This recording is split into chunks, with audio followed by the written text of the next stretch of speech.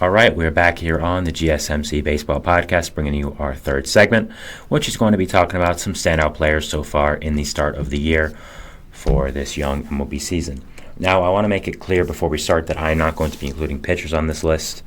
I did want to, but thinking about it, pitchers have only pitched one or two starts this season, so it wouldn't really be fair to include them on this list because we don't know how they're going to be the entire season, and giving them a standout player like nod as for one start would kind of just be not a great process. So they are not on this list, but there's still been some great pitchers this season. So so first player we're going to be talking about is the man, the myth, the legend, Mookie Betts. Now, Mookie is off to a phenomenal start this season. 30 at-bats under his belt, a 500 average, 1.772 OPS, 5 home runs, 11 RBIs. Just incredible. 5 home runs already. I mean, this guy's so amazing. And every day, as the days goes on for Mookie Betts in a Dodgers uniform, we realize how horrible that Red Sox trade was.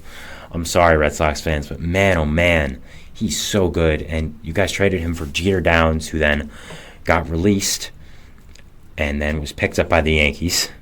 Then you also traded Connor Wong, who's the fine catcher, I guess, backup catcher, he's whatever. And I mean, Alex Verdugo is now in the Yankees. So yeah, not a great return for Mookie Betts. I understand he didn't want to stay. That's what the reports are anyways. We don't really know if that's true. He's publicly rebuted that. I'm not really sure what to believe, but you could have gotten so much more from Mookie. I understand it was salary. It was getting rid of salary, but man, he's such a good player. It's really so unfortunate what had to be done. He has a 323 WRC plus for the season. Now, I am personally a big fan of advanced stats. I talk about it a lot. I don't talk about it as much on the show because I know a lot of people aren't as well versed in it and they like to stick to the more traditional stats, which is fine. I don't really see a problem with that. But if you don't know what WRC plus is, it's weighted runs created plus, and it is based. So the league average for 100 is always going to be 100, the flat number. So for weighted runs created plus, if you are over 100, you're whatever percentage better than the league average. So, for example, Pete Alonso, if he were to have a 120 WRC plus, he would be 20% better than league average. Mookie Betts currently has a 323 WRC plus. So Mookie Betts currently is 232% better than the league average right now, which is that's really good. That's really good. I mean, he has 1.4 F4 already in the season, a .702 WOBA, just an incredible start to his season. 5 home runs already is just insane, and the Dodgers are if they want to be competitive, they have to rely on Mookie, and so far he's been pretty incredible, living up to that standard of his name. So, yeah, pretty incredible. Next player we're going to be talking about is sort of a surprise this early in the season, which is Anthony Volpe. Only 17 at-bats because he missed a few games with a stomach sickness, but a 529 average, 1 home run, 3 RBIs, and a 1.501 OPS. A really amazing start to the season for Volpe. Broke out at the end of last year, was really great with the glove, and started hitting at the end. And I think he's going to be a big part of the Yankees core moving forward, and is going to be a really, really good player that Yankees fans are going to love to watch for the upcoming seasons. A 341 WRC plus for him, so again, really incredible seasons for both him and Mookie. Only .7 F4 because he did miss a game or two, but still is having honestly an incredible season right now. Again, the Yankees have been looking at a solution at shortstop for a little while since Jeter retired. Yes, you had guys like Didi Gregorius there, but are they really the superstar you want for the New York Yankees at the shortstop position? I don't think so. I think you needed someone, and getting a guy like Volpe in there who's a top prospect, who's been incredible so far in his MLB career, is from the tri-state area, is a hometown kid, legend. So I think it's a really great storyline, and Volpe performing really well for the Yankees would be such a fun thing to watch and such a fun thing to see. So I'm really excited for Volpe, and good for him that he is performing, and yeah, just nice job overall that he is doing really well. After that, the next player we'll be talking about is from the Milwaukee Brewers, and that is going to be Bryce Turang. Now, Bryce Turang has been off to a really great start so far in this season, having a .438 average and 16 at-bats, no home runs, but 2 RBIs and 6 stolen bases already, 1007 OPS. Terang really impressed me when I watched him play the Mets. The glove was really, really solid. He was hitting well. I mean, overall, it's been a really solid player for Milwaukee, and is going to be a guy I think is going to be a big part of that core. 209 WRC plus so far. Again, very early to be looking fully into baseball stats and making full determinations, but guys starting off really hot is always an amazing thing to watch and always something to keep your eye out for. If they start hot now, they're going to keep going through the season. They're going to keep going through the season warm and keep it going. So, I mean, if you are a Brewers fan, you want to look towards this young hitting core. You want to look towards the guys you have, including Jackson Chourio, including Sal Frelick. But Bryce Terang is one of the other big guys there, and he's been incredible so far. So a big positive here from Milwaukee fans.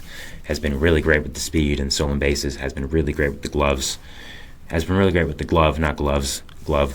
So, yeah, has been a great player so far for Milwaukee, and a guy I think all Brewers fans are going to be really excited to watch for the future and are going to be excited to see how his career does unfold.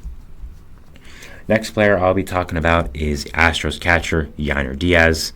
Now, Yainer has took the starting catcher role over for the Astros after Martin Maldonado left in free agency, and he's really run with that so far. Again, short sample size, but has done really, really well. 21 at-bats, 476 average, 2 home runs, 4 RBIs, 1.352 OPS. A guy I think has a lot of pure power. Showed it all out last year, even as the backup. So, yeah, a guy I'm really excited to watch as the future goes on, and excited to see where his potential does end up leading him. I think he can be a really, really good player, and I really am a fan of his power. I was a fan of him last year, even though he didn't start for some reason. I'm glad new manager Joe Espada made the right decision to start him, even with a quality backup at Victor Caratini. But yes, he might have to work in his defense a little bit, but he's such an amazing hitter. Again, that pure power is truly incredible. A 300 WRC plus so far, 0.6 WAR. As a catcher, that's just great. I do think he'll be a top 10 catcher in baseball rather quickly. I think the young core of catchers coming up are pretty incredible, and I think they have a lot of talent to show. And don't worry, we'll be talking about one more as this segment does go on. Next player we have on the list here is Reds infielder Spencer Steer. The Reds have had a lot of injuries and unfortunate situations happen to their bullpen so far their infield so far in the season, and having Spencer Steer perform has been really, really great for this team. 20 at-bats, 474 average, 1 home run, 8 RBIs.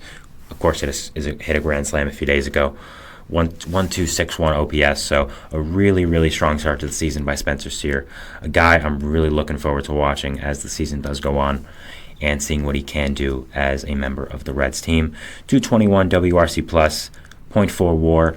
Again, only 1 home run, but the home run was a big one, being in a grand slam against a really good Phillies team. So, yeah, all you can really ask for right now if you're a Reds fan. You've had so many unfortunate situations with PED suspensions and injuries in your infield right now. With the infield before being seen as one of your biggest strong suits of depth, losing these guys is a big hit to that. And, having your regulars like Spencer Steer performing, I think is a pretty great thing, and I think is something that you really like to look towards as a positive, and is something that you are really excited about going into the future and as this year. Next person we'll be talking about is a new addition to a team, which is Pittsburgh Pirates outfielder Michael A. Taylor. In 17 at-bats, has a 1.064 OPS, 4 RBIs, and a stolen base, but other than that has been great in the glove. Has been starting and not starting. They're yet to determine his full everyday role, so we'll see what happens with that. But yeah, has been really great so far in the at-bats he's had. Again, very small, but Taylor is a veteran addition to this young Pirates team that I thought was a big positive to them. I thought it was a really great signing. A lot of teams wanted Michael A. Taylor, and the Pirates got him, which shows they have some pull right now. 166 WRC plus, so a really great start for the season. Again, looking for your first home run right now. But you still take that because he is playing such great defense, and that's not his main strong suit. So he brings a lot more to your team other than the bat, including veteran leadership, including great defense in that outfield. So I think Michael A. Taylor has really worked out so far for the Pirates and has been a very positive signing for them. Next player we talk about is another new addition to a team, Jesse Winker. Now, Winker's had a very turbulent few seasons. Was a great player with the Reds. Was an all-star there. Got traded to the Mariners. Did not work out there. The Mariners then traded him to the Brewers. Did not work out there. So has had two pretty bad seasons in the past 2 years. So he was really looking for a bounce back with his young Nationals team, and that's what he's getting this year so far. Not having a home run, but having an RBI in 11 at-bats, 1.116 OPS. Now, again, small at-bat sample, but he's hit the ball really well. He's made some great contact, some good exit velocity, and has been a good player so far. I'm not really buying into a huge revelation for his career. I don't think he's going to magically become the Jesse Winker of old, but I still think he's a really good player, and I still think he's a guy that could potentially be a good trade piece for the Nationals if he does get back some of his old form. Even if he's an above-average hitter, I think that would be such a positive development for the Nationals. Basically signing this guy for nothing and flipping him for a solid prospect, I think that would be just such a great process by the Nationals, and something these teams that are not very good have to, something they should do more. And I think that it would be a great process by the Nationals and a great move overall if they were to do it. Again, we're getting very ahead of ourselves, but Winker's been performing well. So, finally, the last man we'll be talking about is another young catcher. We had Yainer Diaz before, so it's time for the other one, Francisco Alvarez. So far has been amazing for the Mets. 14 at-bats, a home run, 2 RBIs, 1.253 OPS.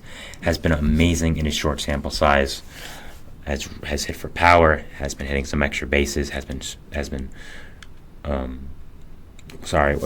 hustling, there we go. Has been hitting the ball really, really hard and is building off that strong season last year with the Mets. I think this guy is clearly a big part of the Mets' young core and is clearly going to be a fixture in this lineup going forward. I think he's going to be a top 5 catcher in baseball at the end of the year, maybe even higher if he can put it all together with the defense. So, yeah, I think Francisco Alvarez is an amazing player and a guy I think every Mets and baseball fan should know, should be a household name relatively soon. So, yeah, a really, really great player and a guy I think is going to make a lot of opposing pitchers in the NL East mad for a lot of years to come. So that was our third segment here, talking about some breakout players. I know it's early in the season, but I did want to touch upon it. I did want to talk about some guys I thought were performing really well. And these select players I chose: Anthony Volpe, Mookie Betts, Bryce Terang, Yainer Diaz, Spencer Steer, Michael A. Taylor, Jesse Winker, and Francisco Alvarez, I thought were good players to talk about.